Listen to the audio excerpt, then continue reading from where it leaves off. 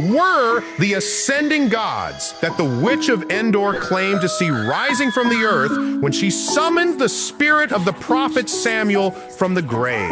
This dramatic story from 1 Samuel 28 is one of the Bible's most controversial passages, raising questions about the ability of the evil realm to resurrect even the ghosts of the prophets.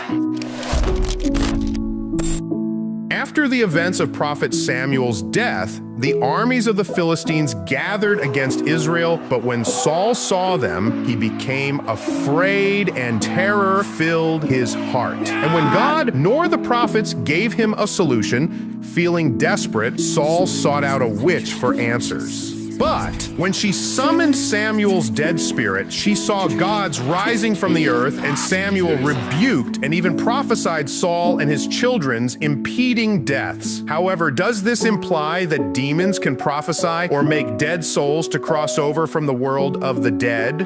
Well, the identity of the figure summoned by the Witch of Endor in 1 Samuel 28 has been the subject of much debate among scholars, theologians, and interpreters throughout history. Here are the three main perspectives. Many traditional interpretations, including those of early Jewish and Christian scholars, hold that it was indeed the spirit of Samuel that was summoned by the Witch of Endor.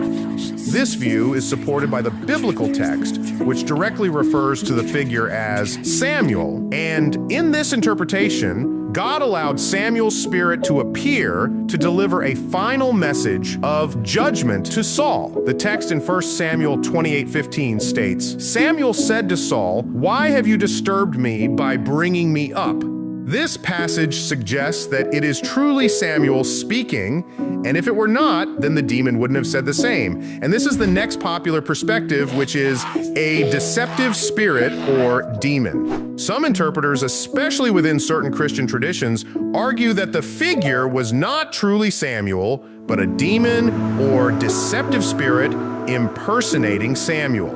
This view is based on the belief that necromancy is forbidden, and that God would not allow a medium to successfully summon the spirit of a righteous prophet. Instead, they suggest that a demon was involved to mislead Saul, and also that it is impossible for demons to have power to resurrect the souls of those who have passed their journey on earth. Also, those who hold this view often cite the theological inconsistency of a righteous prophet being summoned through forbidden practices, and suggest that such an act would more likely involve a malevolent spirit. And these methods remain popular today, including the use of Ouija boards, which have been shown by scientists to yield results only when the person is not blindfolded.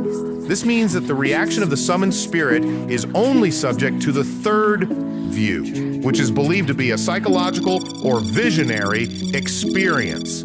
This perspective is that the entire encounter was a psychological or visionary experience, possibly induced by the Witch of Endor or by Saul's own desperate state of mind. In this interpretation, the appearance of Samuel could be seen as a vision or an internal experience rather than an actual resurrection of Samuel's spirit. But modern interpretation from some modern scholars suggests that the story itself may not be about literal necromancy, but rather a symbolic representation of Saul's desperation and the inevitability of his downfall. And in conclusion, since biblical text itself does not provide a definitive answer, many of these different interpretations have arisen, and the traditional view accepts that Samuel's spirit was genuinely summoned, while others argue that it was a deceptive spirit or a psychological event. But what if the gods that the witch saw ascending from the earth were actually celestial figures that protected Samuel's resting spirit?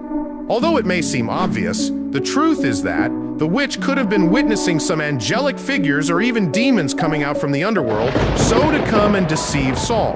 Each interpretation has been supported by different theological and historical perspectives over time, but what do you think this spirit was? Say your thoughts in the comment section.